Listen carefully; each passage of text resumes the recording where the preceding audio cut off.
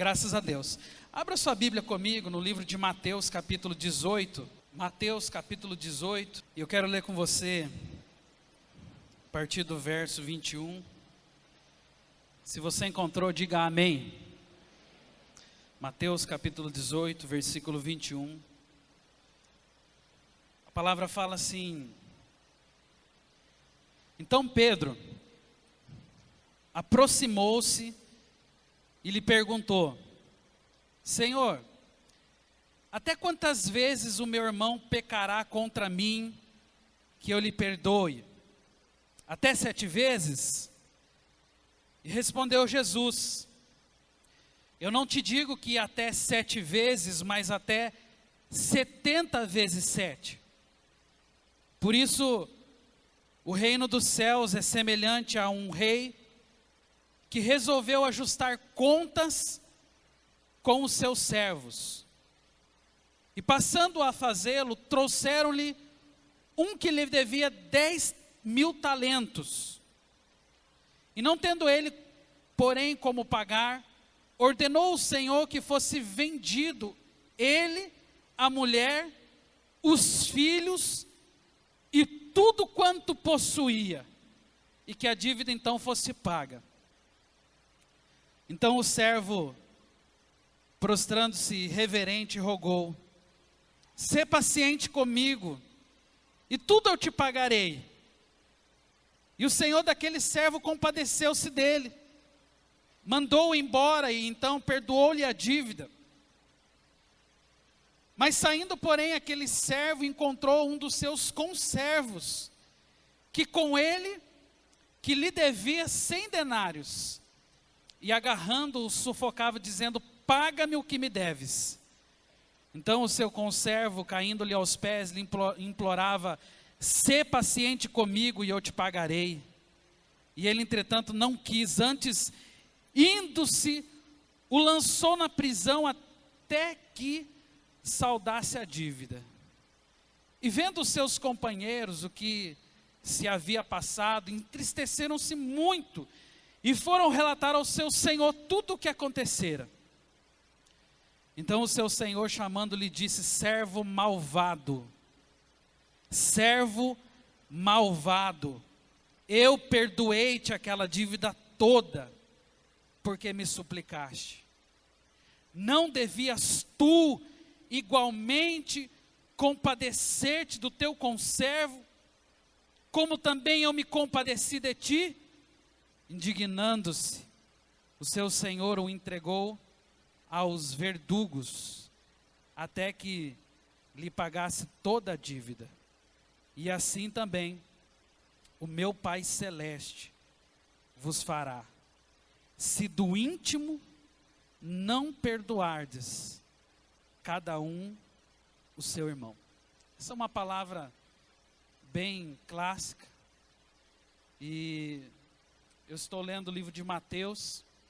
Durante essa semana estive lendo o livro de Mateus, e quando cheguei lá no capítulo 18, me deparei com essa história que é tão conhecida de todos nós, e que às vezes é tão pregada, tão ministrada. Nós conhecemos às vezes até decore salteado algumas dessas passagens, e eu confesso que eu me reimpressionei. Uma vez já tinha me impressionado com a profundidade do ensinamento que existe aqui, mas eu reobservei cada detalhe desse texto, tentei trazer isso para a minha realidade, primeiro pessoal, porque uma das coisas que gera sempre mais temor no meu coração quando eu venho para um púlpito como esse,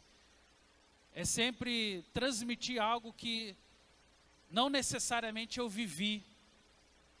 E às vezes isso faz com que a palavra seja apenas uma informação, uma boa orientação para você, mas talvez aquilo não tenha servido para mim. Só que essa área do perdão especificamente, eu creio que eu tenho autoridade para falar sobre isso, porque eu vivi alguns episódios na minha vida particular, que eu não tenho dúvidas que se hoje eu estou aqui, eu não tenho dúvidas que se hoje eu tenho condições de compartilhar com você algo acerca desse princípio tão sério da palavra de Deus, é porque um dia o Senhor já me curou nessa área.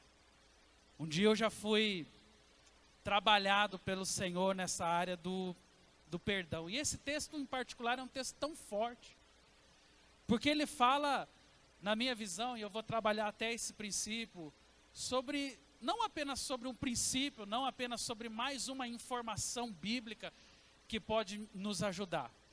Mas na minha visão, esse texto é uma lei sobre perdão.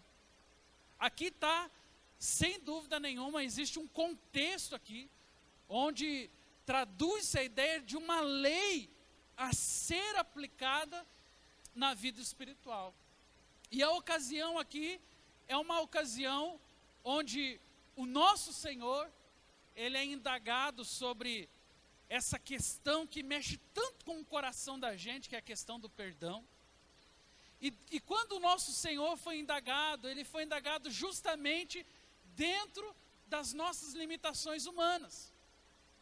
É alguém cuja experiência, é alguém cuja as decepções, as frustrações, o motivaram a chegar diante do Senhor e pedir esclarecimentos sobre esse tal de perdão. Talvez essa pessoa queria saber quanto que esse negócio chamado perdão é importante para Deus. Quanto que perdoar é importante, é relevante para um servo do Senhor. E a inquietação dessa pessoa era justamente em saber a quantidade. Talvez alguém que já tinha sido maltratado por mais de uma vez. Talvez alguém que já tinha sido ofendido por mais de uma vez. Talvez alguém que já fosse vítima de ofensas sequenciais à sua vida, chegou diante do Senhor e fez aquela pergunta: Senhor, até quantas vezes eu devo perdoar o meu irmão? E é interessante porque quem está perguntando aqui faz a sugestão. Quem está perguntando aqui tem uma noção de limite. E essa pessoa, ela coloca essa questão dizendo: olha, Senhor, quem sabe 7 vezes. Mas por que ela pergunta se 7 vezes?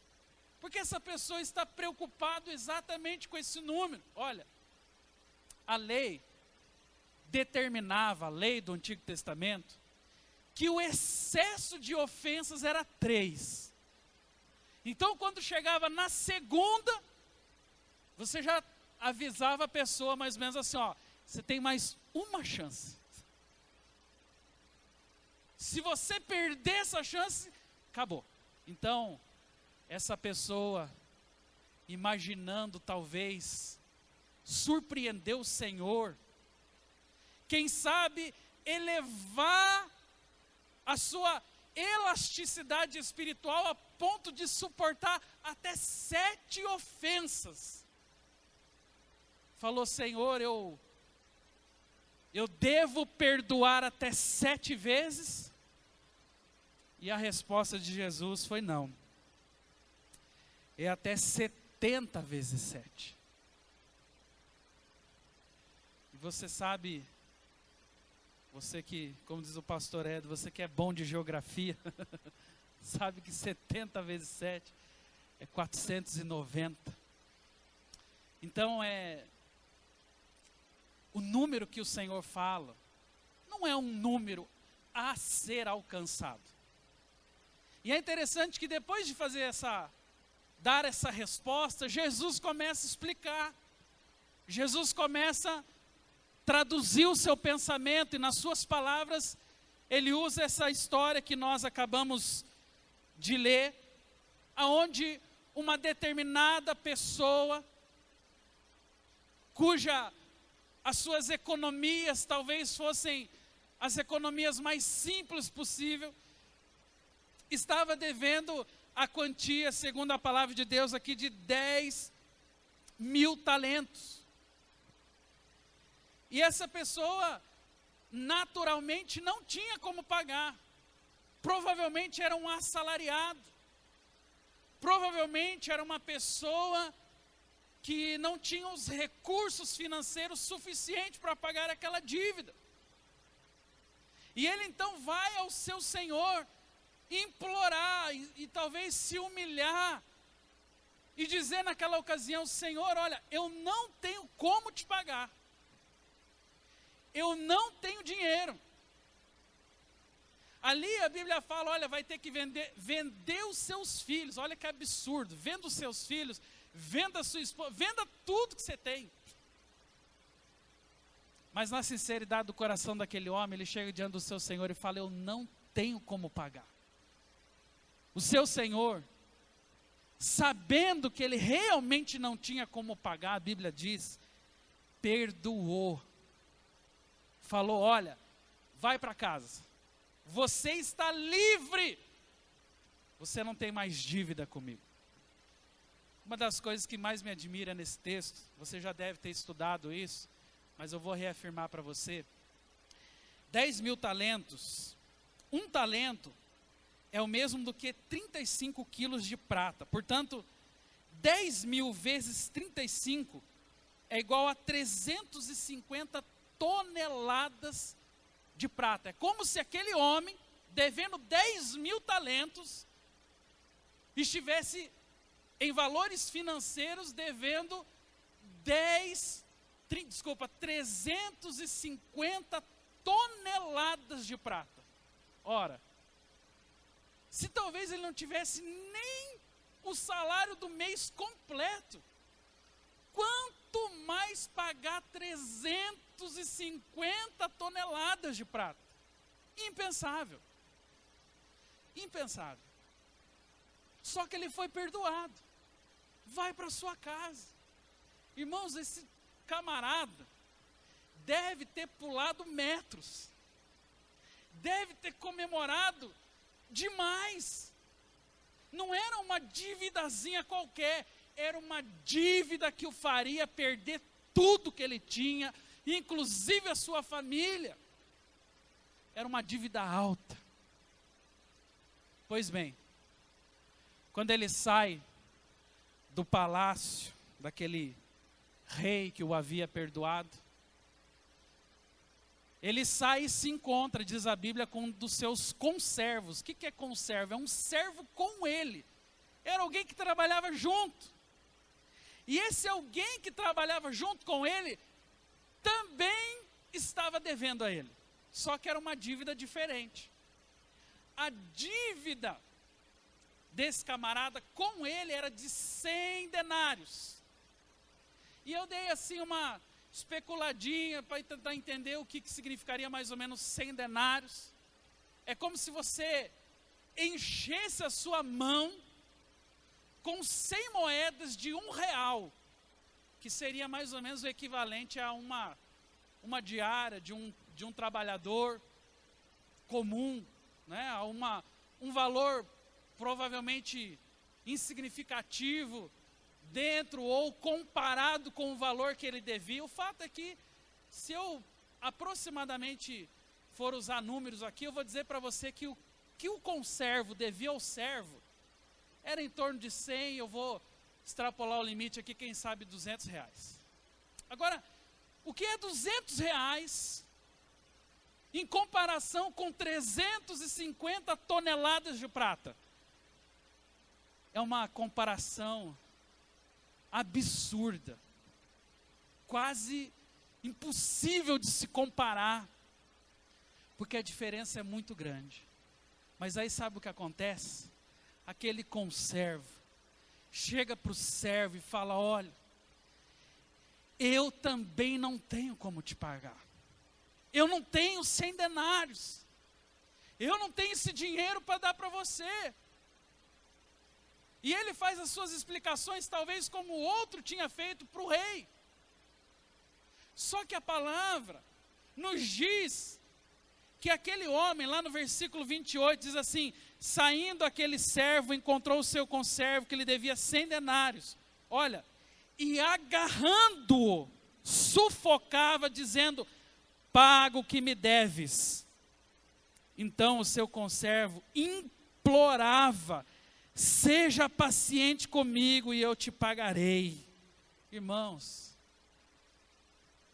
que história estranha essa. Alguém que acabou de ser perdoado, numa quantia imensa, não conseguiu perdoar aquele que devia muito menos para ele, mas muito menos. E olha só, o verso 30 diz: ele, entretanto, não quis, antes, indo, lançou na prisão até que saldasse a dívida. A Bíblia fala, no verso 32 em diante, que as pessoas que conheciam a história daquele homem ficaram sabendo. E foram lá para o rei e entregaram esse servo ao rei, dizendo: olha, rei, você perdoou esse rapaz aqui, ó. Mas o outro que estava devendo 100 denários para ele, ele não perdoou. O rei olhou para ele e falou: o quê?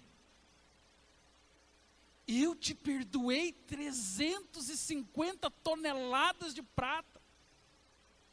E você não perdoou a ele 100 denários. E aí a palavra do texto que mais me choca, porque essa aqui é uma referência à voz de Deus nos relacionamentos humanos. A palavra que mais me choca está lá no verso 34, onde fala assim: e indignando-se o seu senhor, o entregou aos verdugos. Verdugos significa torturadores, algumas traduções trazem assim.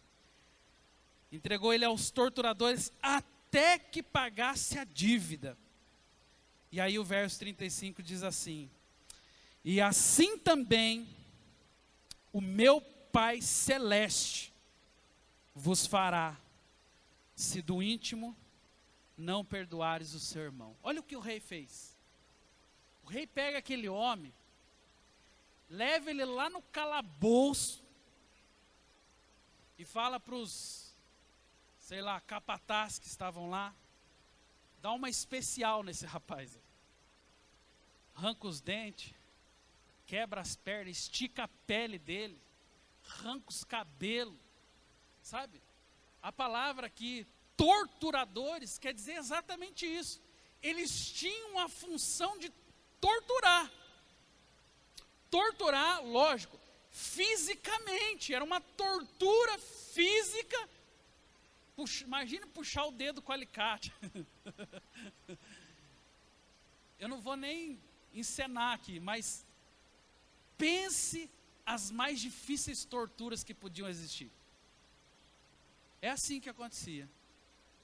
E ó, enquanto você não pagar, estica a pele dele, arranca os cabelos, puxa o dedo com o alicate, quebra a perna, arranca o dente, vai torturar esse rapaz. Irmãos, de verdade mesmo, essa parte aqui parece até filme, e às vezes eu nem considero tanto assim, mas o que mais me choca é quando a palavra fala: assim também o meu Pai Celeste vos fará, se do íntimo não perdoar cada um ao seu irmão. Olha como é sério o perdão. Olha como Deus leva a sério esse negócio chamado perdão, a ponto de podermos ser torturados. Possivelmente, eu vou explicar isso conforme vamos andando com o texto, a tortura não vai ser física, mas existe uma tortura espiritual para quem se abstém da lei do perdão. E por que que eu estou usando essa palavra lei do perdão? Porque, como todas as leis, elas sempre são criadas com o intuito, veja bem, sempre são criadas com o intuito de nos guardar, de nos proteger. Invariavelmente, eu e você não gostamos de algumas leis.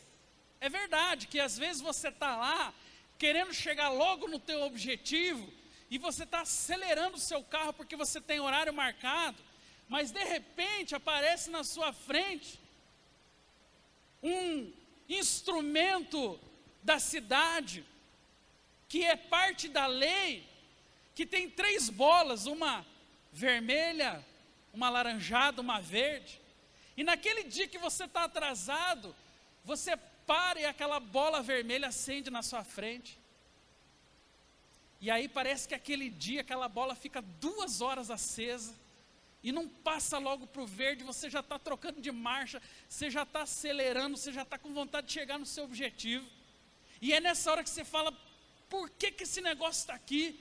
Por que que eu não posso atravessar com o meu carro aqui na avenida e chegar logo no meu objetivo?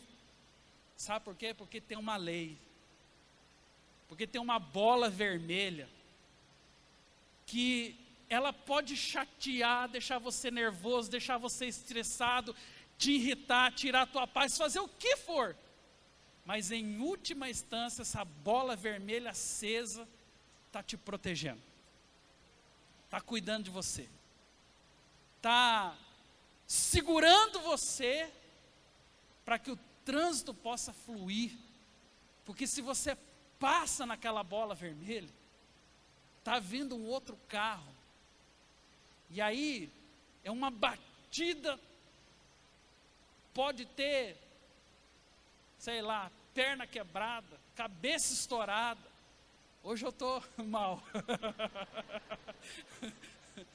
hoje eu estou killer, né? Mas é verdade, são leis. Agora eu queria dizer uma coisa para você, assim como existem leis que regem a nossa cidade, os nossos relacionamentos, existem leis espirituais. O perdão, e aí eu vou usar uma frase aqui, vou pedir para o João passar para mim o slide. A lei do perdão, ela não é para me obrigar a ser bonzinho, mas é para me livrar da tortura dos sentimentos. Às vezes você fala assim, pastor, mas o fulano não merece o meu perdão. Veja bem, perdão não é uma questão de merecimento, é uma questão de vida ou morte. Quando eu estou me submetendo à lei do perdão, eu não estou apenas querendo ser bonzinho, não tem nenhum agente por trás me obrigando a ser aquela pessoa amorosa, boazinha, mas em última instância, o perdão é para me livrar de torturas, é para me livrar desses homens que a Bíblia chama os verdugos, e eu vou traduzir esses verdugos na prática para você daqui a pouco. São torturadores daqueles que ultrapassaram a lei do perdão. E sabe quem não perdoa, quem às vezes deixa passar, vai muitas vezes vivendo, tocando a vida, empurrando com a barriga, e vai muitas vezes abafando a falta de perdão, a raiz de amargura dentro de si, vai começar a sofrer consequências terríveis. A falta de perdão nos impede de realizarmos muitas coisas para Deus. A falta de perdão, ela tira de nós, ela nos impossibilita até mesmo de servir o Senhor. Eu separei alguns textos, e eu queria ver com você algumas das questões as quais a falta de perdão nos priva. Passa para mim, João, por favor. Olha só, quem não perdoa, começa por aqui, não pode orar. Olha quanto é sério o perdão. E quando você estiver orando, se você tiver alguma coisa contra alguém, perdoem-no, para que também o Pai Celestial lhes perdoe os seus pecados. A Bíblia fala claramente, quando você estiver o quê? Orando. Se eu não perdoo, eu não posso nem orar. Se eu não perdoo, a minha oração não passa nem do teto.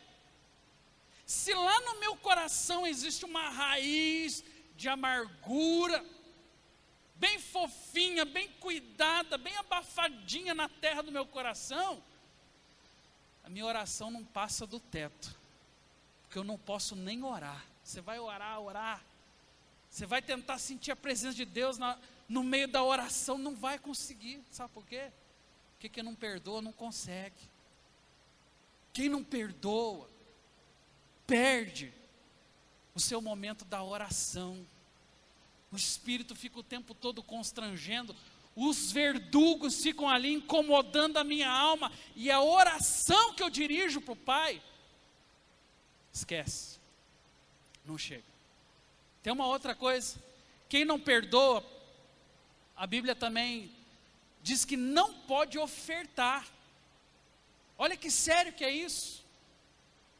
Se você estiver apresentando a sua oferta do altar, e ali se lembrar que o seu irmão tem alguma coisa contra você, deixa a oferta ali diante do altar, vai primeiro reconciliar-se com o seu irmão, e depois volte e apresente a sua oferta.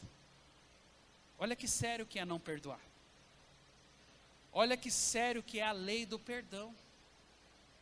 Eu não posso ofertar. A minha oferta, e olha que é interessante, uma coisa que eu queria observar com você, a Bíblia não fala, se você tem uma coisa com o seu irmão, retenha a sua oferta e não vá ofertar. A Bíblia fala, se você tem uma coisa com o teu irmão, na frente do altar, ou seja, a oferta já é do Senhor, você tem que levar, mas você não pode entregar. Vai primeiro resolver com o seu irmão, porque a falta de perdão tira de mim até mesmo a possibilidade de honrar o Senhor com as minhas ofertas, com os meus dízimos. Porque que honra é essa que eu devoto ao meu Senhor, mas que eu não tenho com o meu próximo? Então a ausência de perdão me impede de muitas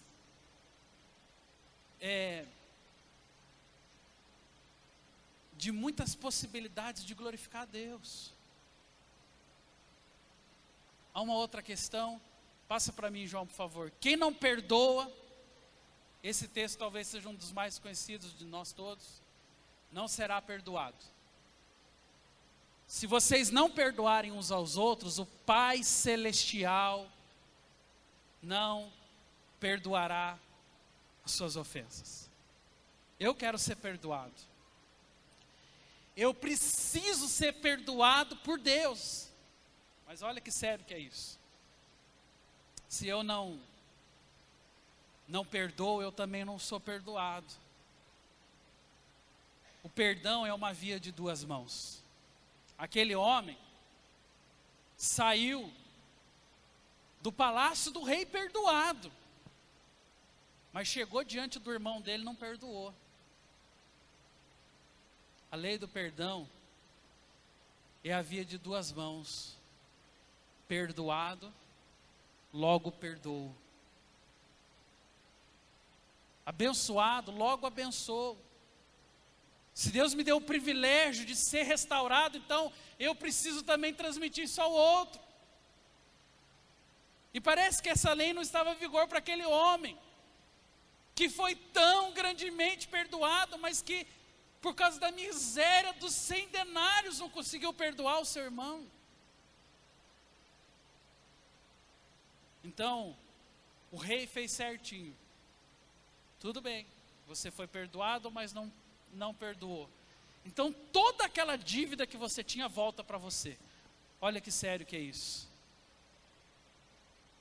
Quando o Senhor nos perdoa, quando eu e você conhecemos a Jesus e aquele fardo do pecado sai das nossas costas, é um sentimento de alívio tão gostoso, porque você fala, eu estou livre. Você consegue ter a dimensão do que foi o sacrifício sobre a sua vida. Mas se você não consegue praticar o mesmo, que terrível coisa é você ter de volta todo aquele peso sobre as suas costas. Quem não perdoa, João, passa para mim. Quem não perdoa, adoece. E aqui eu quero falar sobre uma das coisas mais sérias sobre não perdoar. A palavra fala, portanto, confesse os seus pecados uns aos outros e orem uns pelos outros para serem curados. Quando você carrega dentro de si uma mágoa, quando você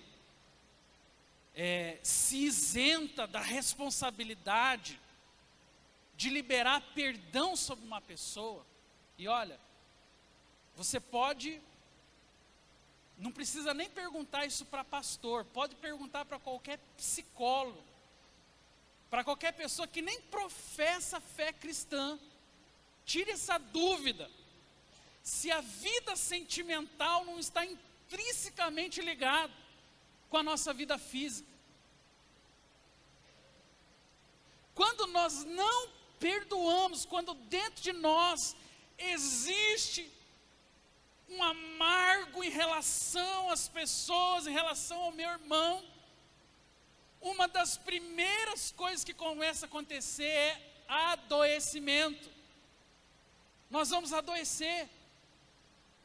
Vai começar a aparecer gastrite, problema no sistema imunológico, dor na coluna, insônia, pânico, sensações ruins, problema de coração, queda de cabelo, com a mesma facilidade que você engorda, às vezes você também emagrece, depressão, opressão e, pasme você, até suicídio. Uma pessoa oprimida pela falta de perdão pode viver. Você acha que não é sério perdoar? Você brinca com essa lei da ofensa e de perdão, olha o quanto de dores isso pode acarretar para a nossa alma. Olha o quanto de tribulações, de enfermidades físicas eu e você podemos viver se não perdoarmos. Isso é o que chama das doenças psicossomáticas, que é a somatória de uma vida sentimental destruída,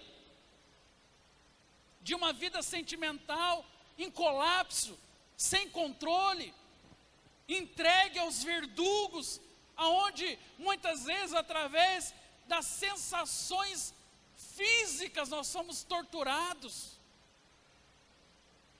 porque é amargo demais carregar a falta do perdão dentro de nós. Aquilo vai apodrecer no nosso interior, aquilo vai gerando enfermidades de todas as maneiras.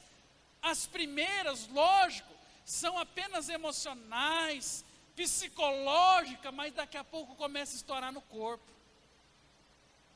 Daqui a pouco começa a estourar na pele, daqui a pouco é a gastrite, daqui a pouco é a queda de cabelo, daqui a pouco é a instabilidade do seu corpo, porque você vai no médico e aí o médico não sabe o que dizer para você, fala, não, olha, toma esse remédio, aí você volta depois de 15 dias, não deu certo, toma esse outro remédio, mas não tem a ver com remédio, tem a ver com cura da sua alma, tem a ver com a exposição do seu interior, que não tratado, não curado, escondido, vai começar a gerar em você enfermidades físicas. Eu fui vítima de situações como essa. Houve uma época na minha vida que eu vivi uma tensão tão grande, que um dia eu acordei, tinha uma pereba no meu calcanhar, eu não sabia descrever, né? Eu não sabia descrever o que era aquela pereba, não sabia. Estou falando pereba porque eu não sei nem o nome direito do que era, né? Mas aí, para minha surpresa, uns 3 dias depois, estourou uma pereba no outro calcanhar. E aí, eu fui no dermatologista. Foi a primeira vez que caiu a ficha e eu comecei a perceber que talvez a enfermidade física que eu estava tendo tinha alguma ligação com a minha vida emocional. Foi quando o médico me deu o remédio e ele olhou para mim e falou assim: você anda tendo muito estresse? Aconteceu alguma coisa na sua vida emocional? Olha, o médico, que eu nem sei se serve a Deus ou não, mas ele foi usado por Deus para abrir os meus olhos. Na hora eu nem entendi o que ele estava falando, depois eu fui começar a entender. É verdade, não faz sentido essa pereba aqui no meu calcanhar. Não faz sentido ter isso aqui. Passado algum tempo, resolvido o problema do calcanhar, aparece um outro problema emocional.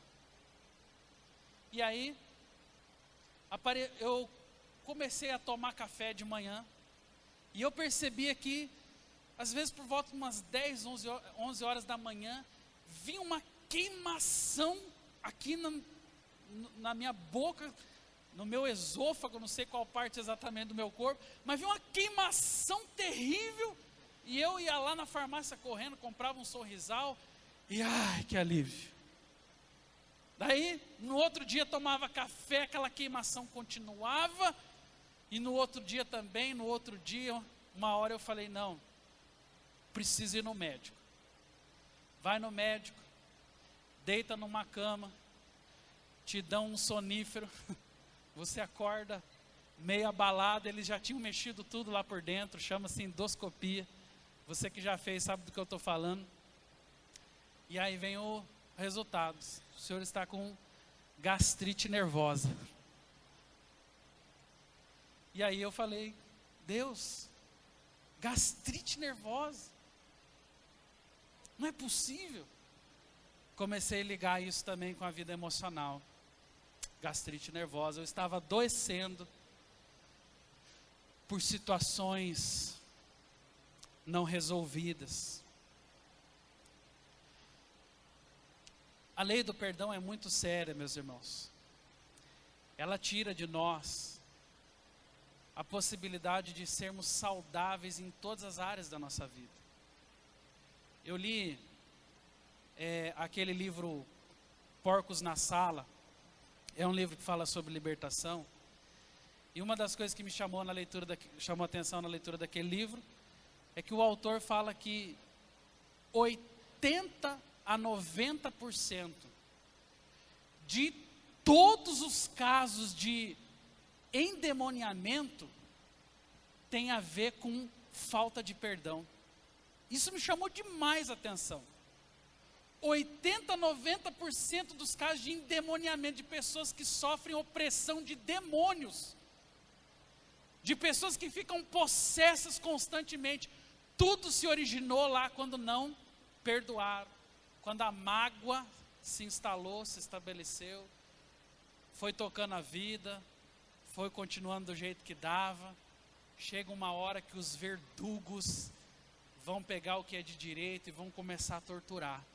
E aí pode ser enfermidades físicas, como eu disse, pode ser tormento de demônios, que às vezes vão atormentar a sua casa, a sua vida. São situações como essa que invadem a nossa história por um simples motivo: você não prestou atenção na lei do perdão. Perdão é muito sério. Deus leva muito a sério esse negócio chamado perdão. Pode passar para mim, João. Olha só, a lei do perdão, ela tira o que está apodrecendo dentro da gente. Eu vou pegar um texto de Hebreus, passa para mim, João. Hebreus capítulo 12, versículo 15. E esse texto, ele me chama a atenção de várias formas, mas primeiro porque ele usa essa expressão aqui, ó, tende cuidado. Gente, na Bíblia são poucas vezes que aparece essa palavra cuidado. É uma placa dizendo para você, olha, essa é uma área perigosa. Cuidado. Não fica brincando nessa área da sua vida. É uma frase chocante, porque a Bíblia começa dizendo, tende cuidado. Tende cuidado. E qual é a sequência do texto?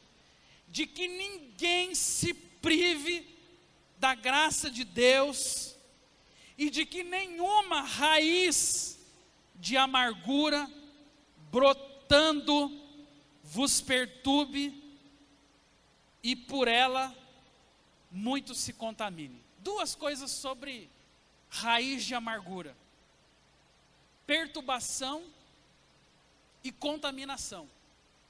Uma pessoa cuja amargura fez raízes dentro dela, constantemente vai sentir perturbação.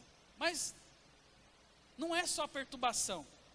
Essa pessoa também vai sentir-se estimulada a contaminar os que não estão perturbados, ou os que talvez estejam começando a se perturbar com algo. Veja quanto sério é isso. Eu preciso ter cuidado para que essa raiz, para que essa perturbação não tome conta da minha vida. Todas as vezes que uma pessoa admite o aprofundamento das raízes de amargura sobre o seu coração, essa pessoa está se expondo às perturbações da vida. E aí sabe o que acontece? Sabe aquela pessoa que você não conseguiu perdoar? Sabe aquela pessoa que te ofendeu? Sabe aquele ex-marido? Sabe aquele funcionário? Sabe aquele patrão? Aquele sócio? Aquele ex-namorado? Aquela ex-namorada? Ele não está presente mais com você, mas está te perturbando. Aí você vai jantar, e aquela comida deliciosa está diante de você, e você não consegue comer, porque você está vendo aquela pessoa. Você vai viajar, e aí você coloca as malas, feliz no porta-mala, pensando, agora eu vou para o meu destino, e aí no meio da estrada, aquela pessoa aparece, no banco do lado. Não estou falando sobre fantasma não, gente. Eu sei que talvez você esteja pensando isso, mas você sabe do que eu estou falando. Você sabe do que eu estou falando. Você vai tomar banho e aquela pessoa aparece. A pessoa fica com você. A lembrança fica com você. Sabe o nome disso? Raiz de amargura. Porque você está amargurado, porque você não tirou aquela amargura do seu coração, então aquela pessoa não sai da sua mente, e você não tem paz, você não tem liberdade, você não tem tranquilidade. A ideia de raiz de amargura é a ideia de algo que se plantou, mas que muitas vezes eu e você, por falta de respeito à lei do perdão, queremos eliminar só o exterior, só o que está aparecendo. É a ideia de erva daninha. Você vai lá, arranca, todos os dias o exterior fica bonito, parece que não tem nada, mas ela está ali. E aí dá uma chuvinha, dá um solzinho, lá se vai ela crescendo, e aí você arranca, que você não quer mexer lá no fundo, que você não quer tirar aquela raiz do seu coração. E a gente, infelizmente, trata isso com tanta superficialidade, que tem muita gente magoada, dizendo assim, não, eu vou esquecer, eu vou arrumar outro namorado, eu vou dar o troco nele, ele vai ver só. Ah, eu vou dar um jeito de resolver esse problema. Ah, mas hoje eu vou para a festa, hoje eu vou beber todas. Sabe o que é isso? É uma pessoa tratando raiz de amargura com superficialidade. Querendo arrancar só a parte de cima, como quem diz, vai resolver tudo. Mentira. Mentira do diabo. Resolver as nossas questões com os nossos irmãos é tão sério quanto resolver as nossas questões com Deus. Porque isso vai te perturbar. E sabe, uma pessoa perturbada começa a fazer a segunda coisa. Ele começa a contaminar. Ah, mas eu vou falar tudo sobre ele. E eu vou entregar a ele. Eu vou amaldiçoar ele. Vou levar o nome dele na macumba. Estou bravo hoje. É assim, gente. A gente dá risada, mas é verdade. Quanta gente aí está levando o nome na macumba. Porque não, eu vou denegrir com a imagem dele, eu vou falar mal dele, eu vou ofender, eu vou fazer de tudo, mas vou acabar com a raça desse sujeito. O nome disso, tratamento superficial. Eu quero viver aquela perturbação, então é mais fácil ficar contaminando, amaldiçoando, falando mal. Ah, meus irmãos, mas isso gera tantas tristezas para a nossa alma. Tanta gente está sofrendo com isso. Quantos de nós estamos expostos dentro de uma realidade tão séria como essa e que pode estragar a tua vida com Deus? Quantos de nós não estamos tratando com seriedade essa lei tão importante que é a lei do perdão? E aí a gente sai fazendo uma confusão e ofende todo mundo e fala o que quer ou guarda a mágoa que quer, como se pensasse, não, isso depois passou. Meu irmão, se você olhar lá em Gênesis, a dor, o rancor de Esaú contra Jacó durou 20 anos. Então essa ideia de, pastor, mas faz tempo já que aconteceu, mentira do capeta. Faz tempo, mas está aí, não foi tratado. Está machucando, tem lembrança. Quando nós não nos permitimos ser tratados, ser lavados, quando não passa uma higiene na nossa alma, nos livrando desses torturadores, pode passar 10, 20, 30 anos, a ofensa vai junto, a dor vai junto, a memória para a dor é muito presente quando uma pessoa resolve tapar o sol com a peneira. Então essa questão é muito séria. Talvez você esteja perguntando, pastor, como eu me livro disso? Qual é a forma que biblicamente eu posso utilizar? Qual é o texto da palavra que pode me ajudar a fazer essa limpeza na minha alma e ser uma pessoa feliz? Ser uma pessoa tratada, ser uma pessoa curada, ser uma pessoa saudável. Eu vou mostrar para você um texto de Efésios, capítulo 4, onde a palavra de Deus diz assim, olha, toda a amargura e ira e cólera e gritaria e blasfêmia e toda malícia sejam tiradas dentre vós. Antes, sede uns para com os outros, benignos, misericordiosos, perdoando-vos uns aos outros, como também Deus vos perdoou em Cristo Jesus. Olha a palavra, a frase, sejam tiradas de vós.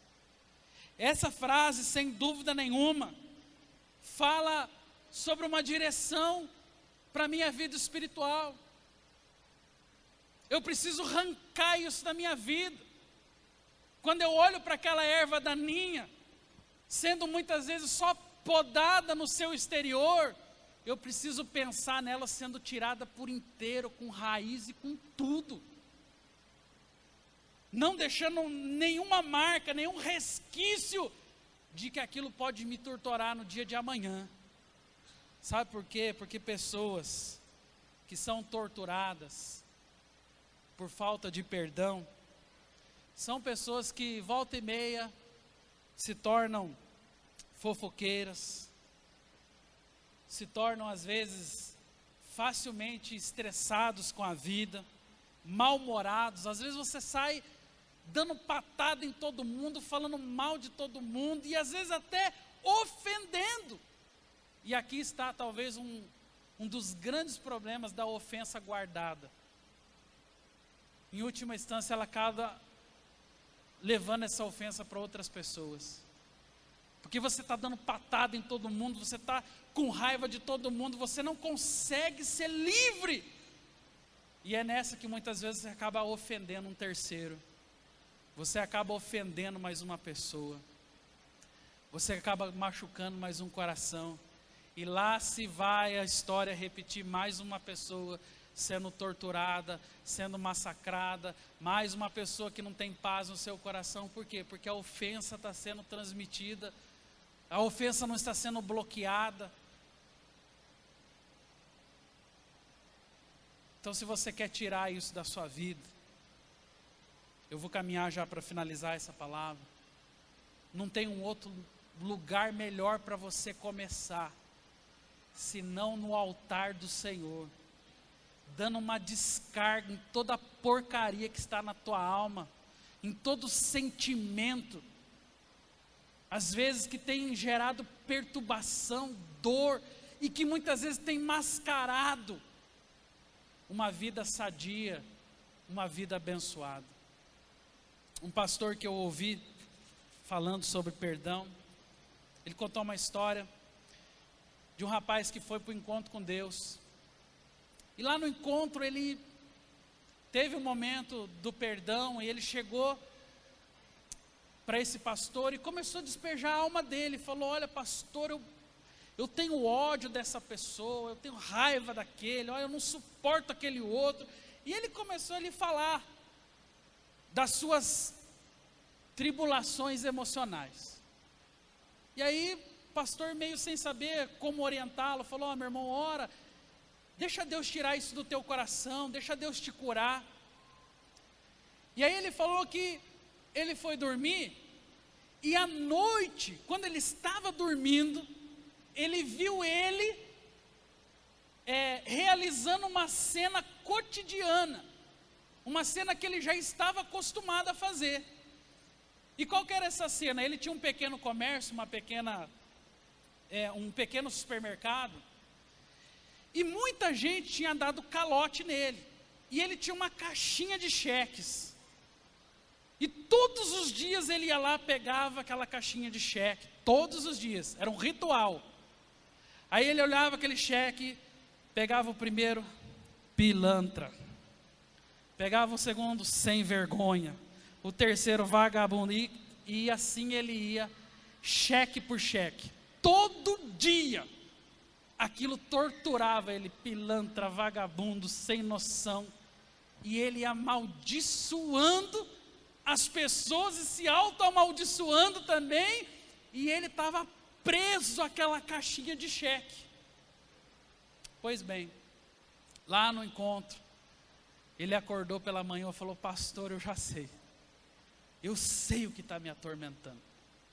E ele volta para sua casa, e uma das primeiras coisas que ele faz é chegar no seu comércio, e ele deu um basta em todos os cheques. O pastor que contou essa história falou que a dívida era uns 80 mil reais, somando todos os que estavam devendo para ele. Só que a tortura era tão grande na alma dele, aquilo fazia tanto mal para ele, que ele rasgou aqueles cheques, uma quantia, enorme, verdade, mas que tirava a paz dele, que fazia com que ele ficasse desassossegado. E ele falou que uma das experiências mais gostosas que ele teve com Deus foi no dia seguinte que ele fez isso. Ele chegou no seu supermercado e ele abriu aquela caixa, não tinha nenhum cheque. Ao invés de pensar, estou morto porque o dinheiro se foi, não, ele falou, estou aliviado, porque eu não preciso olhar para aquele cheque, muito menos ficar chamando um de vagabundo, caloteiro e assim por diante. Sabe, ele se livrou facilmente daquilo que estava torturando a ele. Quantas pessoas estão presas? Quantas pessoas estão sendo torturadas por lembranças, por relações, por situações do cotidiano que não conseguem lidar? Eu e você precisamos tomar uma decisão firme com Deus. E essa decisão é: eu resolvo perdoar.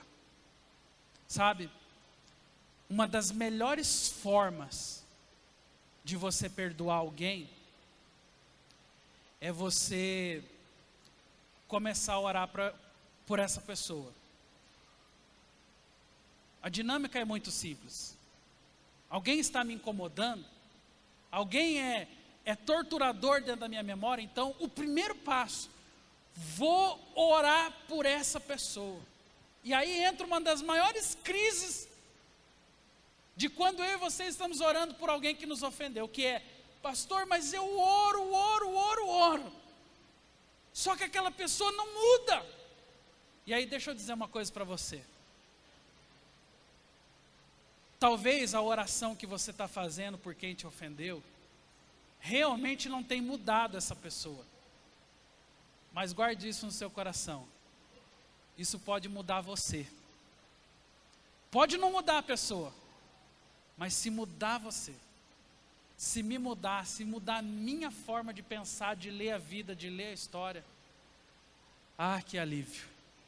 Porque pelo menos eu não estarei mais sendo torturado diante das circunstâncias. Então ore mesmo, coloque aquela pessoa diante do altar do Senhor. E eu quero ler com você o último texto. Vou pedir para o louvor já subir aqui para o altar, e depois nós vamos orar. E aqui nós temos um último ponto. A lei do perdão, ela não me deixa esquecer, mas ela me permite lembrar sem dor. Olha o texto que eu vou colocar para você ler comigo agora. Porque eu lhes perdoarei a maldade, isso é Deus falando. Eu lhes perdoarei a maldade e não me lembrarei mais dos seus pecados. Olha que interessante isso.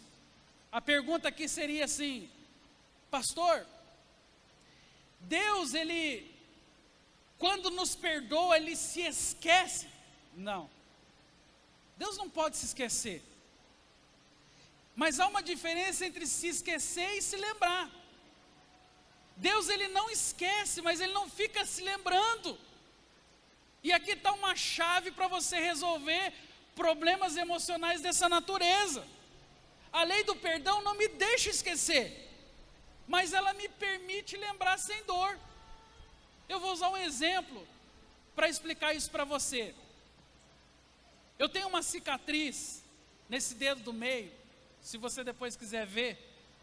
É uma cicatriz grande, que aconteceu na minha infância.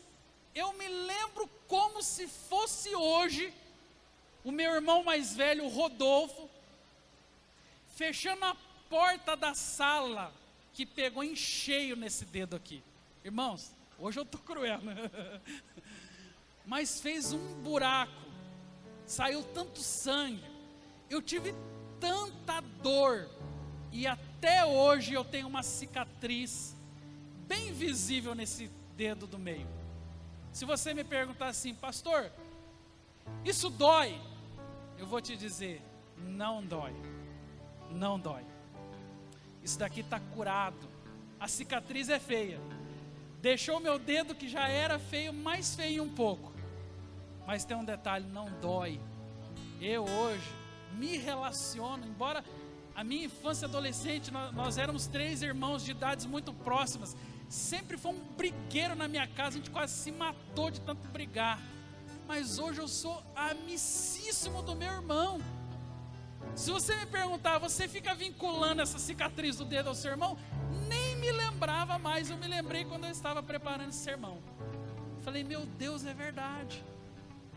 Se eu fosse ter contabilizado isso daqui, talvez outras mazelas, outras brigas, talvez até hoje nós estaríamos sem conversar, como muita gente, às vezes por causa de besteirinha, está sem conversar com o irmão, com o parente, com o amigo.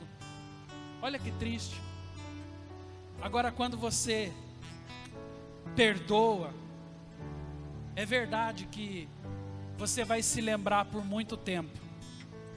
É verdade que você não vai se esquecer. Mas quando você se lembrar, não vai ter dor nenhuma. Quando você falar, rapaz, um dia eu já desejei tanto mal para aquele ser humano, um dia eu queria que ele morresse. Um dia eu desejei que ele saísse na rua e um carro atropelasse ele. Mas quando você começa a orar por essa pessoa, ainda que no começo você ainda quer que ela morra, depois o sentimento vai diminuindo, você quer que Deus só quebre a perna, depois você quer que Deus só quebre os dentes daquela pessoa. Vai chegar uma hora que você começa a amar aquela pessoa. É assim a lei do perdão. Você vai dando lugar à ira, para o amor de Deus invadir teu coração. Sabe quem é o mais recompensado disso? Você. Sabe quem vai viver mais feliz? Você. Sabe quem vai poder sorrir, quem vai poder abraçar, se relacionar, caminhar com as pessoas em paz? É você, meu irmão. É uma questão de inteligência. Você quer deixar esse monstro aí dentro de você, chamado raiz de amargura? Desculpa ser bruto com você agora, mas o problema é seu. A palavra está dizendo, ó, deixa no altar, higieniza a sua alma, dá uma descarga aqui nesse altar. Deixa que essas porcarias saiam da sua vida, porque não tem coisa pior do que você viver sem paz, tendo que cortar a volta das pessoas. A pessoa passa de um lado da avenida, você tem que passar do outro lado, porque não pode encontrar. Você não precisa ser amigo de todo mundo, e muito menos melhor amigo de todo mundo, mas ter paz uns com os outros é bíblico, é vontade de Deus. E eu e você precisamos ser curados. Eu sei que tem muita gente sofrendo. Eu sofri já. Uma das piores amarguras que eu tive na minha vida foi contra o meu pai. Eu sempre conto essa história no encontro com Deus. Quando eu me tornei adolescente, eu comecei a deixar o meu coração produzir todo tipo de ódio contra o meu pai. Houve uma época da minha vida que eu, sem dúvida, era o maior inimigo do meu pai. Quando eu fiquei sabendo de tudo que ele fez com a minha mãe, da história deles, que sempre foi tudo escondida, mas um dia veio à tona. Ah, como eu fiquei irado. E aí eu já me sentia fortinho o suficiente para encarar o meu pai. Foi nessa igreja que um dia Deus falou comigo sobre perdoar. Foi difícil. Foi difícil. Um dia eu resolvi perdoar meu pai. Sentia muita dor. Um dia saiu aqui de Arapongas, eu e meu irmão. Nós fomos até Curitiba, onde meu pai mora. E nós chegamos lá, porque nós tínhamos recém se convertido nessa igreja. Eu cheguei para meu pai e falei: pai, nós viemos aqui pedir perdão para o senhor. E meu pai não é cristão, então ele não entendeu nada. Ele falou: perdão do quê? Vocês não têm que pedir perdão de nada. Eu falei: pai, não importa o que o senhor vai pensar disso, nós viemos pedir perdão. Pegamos o ônibus e voltamos para Pongas. Sabe, meus irmãos, eu não sei como meu pai fica diante disso, mas eu posso dizer tranquilamente para você, quando eu lembro do meu pai hoje, embora eu me emocione, eu tenho uma paz, eu tenho uma tranquilidade. Sabe por quê? Que eu perdoei ele. A última vez que eu estive em Curitiba, como símbolo da minha honra, eu falei: eu vou levar um cinto para o meu pai. porque eu sei que ele gosta de cinto. E eu fui até o trabalho dele, falei: pai, ó, isso aqui é um presente para o senhor. Sabe, eu sinto paz em fazer isso hoje. Aquilo que antes era um peso, aquilo que antes era um monstro dentro de mim, hoje é honra. Se você me perguntar: você é o melhor amigo do seu pai? Não, e provavelmente não vou ser pro resto da minha vida. Mas uma coisa eu tenho certeza: eu o perdoei. Aquele peso saiu da minha vida, eu tô livre. E hoje eu posso ir lá e honrar o meu pai. E se um dia o meu pai conhecer a Jesus, se um dia o meu pai se converter, ele vai saber que o que eu fiz era realmente para honrá-lo. E essa é a natureza de uma pessoa que quer glorificar a Deus. Eu quero tirar da minha vida tudo que é peso, tudo que é maldição, em nome de Jesus. Vamos ficar em pé. Eu sei que nós estamos um pouco avançados com o tempo. E eu sei que nem todos vocês precisam resolver problemas como eu precisei resolver problemas da minha alma. Talvez alguns de vocês ouviram a mensagem hoje e não estavam precisando ouvir essa mensagem. Talvez vocês não estão vivendo nenhuma circunstância parecida. Ou quem sabe, eu falei hoje sobre quem nos ofendeu, mas quem sabe alguém que está aqui é um ofensor. Quem sabe você que está aqui ofendeu alguém. E hoje você sabe o trauma, a dor que você pode causar na vida de uma pessoa. Ou se hoje você está aqui e você quer liberar perdão para uma pessoa, não sabe como, mas você quer começar colocando o nome dela nesse altar e dando uma descarga dessa dor que está no seu coração hoje. Eu sei que não são todos vocês. Por isso, se vier 2 pessoas, 3 pessoas no altar, eu não vou me importar, porque eu sei que muitas pessoas hoje têm a vida curada, estão tranquilos com relação à sua vida. Mas se você quer hoje sair daqui com a sua vida limpa, higienizada, com a sua alma tranquila, para viver uma vida de relacionamentos abençoados, vem para esse altar. Vem para esse altar. Enquanto uma canção estará sendo entoada, nós vamos orar, nós vamos preparar um tempo onde o Senhor estará liberando perdão, onde Deus estará curando a nossa alma, onde o Senhor estará higienizando os nossos sentimentos, onde o Senhor estará fazendo uma obra no nosso coração. Vem para o altar enquanto essa canção está sendo cantada. Vá falando com o Senhor. Vai limpando a sua alma, vai entregando diante dele, vai deixando que o Senhor possa limpar a sua vida hoje e te dar sabedoria para os relacionamentos. Jesus, põe em mim teu coração, porque tudo que há dentro de mim necessita ser mudado, Senhor, porque tudo que há dentro do meu coração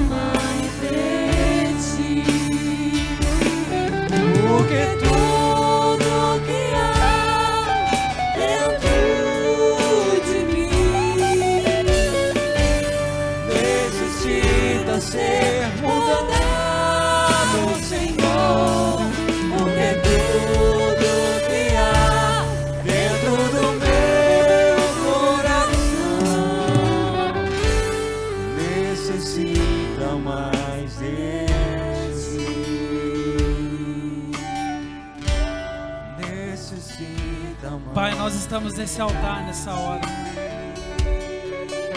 E eu quero me somar a Deus, aos meus irmãos nessa hora. Eu quero me unir na dor. Eu quero me unir, Senhor, nesse momento na tribulação, na ausência de paz.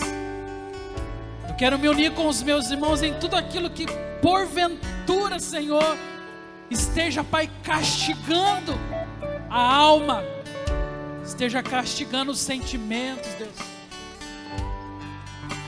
Eu suponho, Pai, que nesse altar, ó Pai, existem diversas situações, ó Pai, onde muitos talvez foram ofendidos, ou talvez outros ofenderam. Seja qual for a situação, seja qual for o nível da mágoa, seja qual for o tempo que essa raiz de amargura está vivendo dentro desse coração, eu creio, Senhor, que na sua palavra, Deus, há elementos de cura, de restauração, de transformação de vida. Pai, o diabo, através das circunstâncias da nossa vida, das mazelas da nossa alma, muitas vezes tira vantagem, nos escraviza, nos tortura. Mas nós estamos aqui nesse altar, Jesus, pedindo ao Senhor, que é o Senhor dos senhores, que venha trazer, ó Pai, um bálsamo de cura para a vida sentimental do teu povo. Pai, nós não queremos permitir que a vida sentimental seja um empecilho para as realizações da tua vontade nas nossas vidas.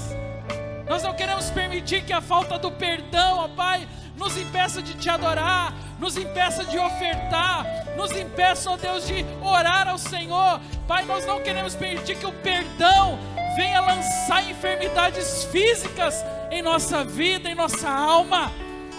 Por isso, nessa hora, Deus, tem misericórdia de nós. Nós estamos aqui para confessar, Senhor. Nós precisamos, talvez fomos ofendidos, talvez ofendemos. Seja qual for a situação, Senhor, cura, liberta, transforma. Não deixa que nada, Senhor, fique nas nossas almas. Não deixe que nós venhamos a nos lembrar. Não deixe que nós venhamos a sentir dor. Não permita que nós façamos o registro daquela mágoa dentro dos nossos corações, mas dá sabedoria nessa noite. Blinda o coração do teu povo, para que toda e qualquer ofensa possa ser, ó Pai, vencida pela sabedoria, pela graça, pelo poder de Deus em nossas vidas. E toda e qualquer possível palavra de ofensa possa ser bloqueada na nossa língua, e nós pesemos o temor do Senhor antes de proferir qualquer palavra que possa magoar o nosso irmão, os nossos companheiros. Pai, nessa hora nós queremos dar uma descarga de toda a porcaria da nossa alma. Nós queremos higienizar nossa alma, pedindo ao Senhor sabedoria para sair dessa situação e também para lidar com outras que possivelmente virão. Eu peço ao Senhor agora que essa graça, que essa força, que essa sabedoria esteja com os meus irmãos, e que ao saírem deste lugar nessa noite, eles saiam daqui não apenas curados, mas eles saiam daqui mais sábios para construir relações que glorificam o teu santo nome. Nós os abençoamos com a palavra do Senhor nesta noite, em nome de Jesus Cristo. Amém.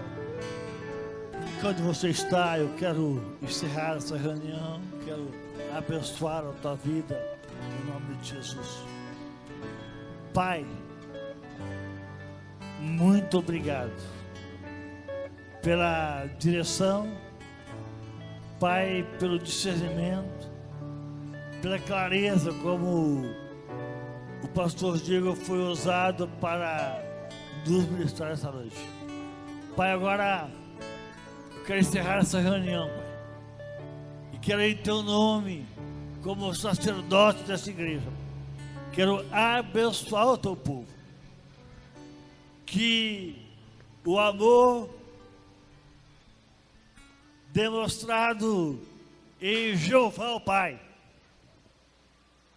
que a graça redentora, a graça perdoadora, a graça que cancela pecado manifestado em Jesus o Filho, e que a companhia, o consolo e a bênção do Espírito Santo seja sobre a tua vida, meu irmão, seja em especial com aqueles que estão fazendo as casas de paz, seja com aqueles que estão recebendo em seus lares a administração do Evangelho, e seja com todo o povo de Deus, hoje e para todo o sempre. Amém. Vai na bênção, meu irmão. Vai na bênção, minha irmã. Deus te abençoe, em o nome de Jesus.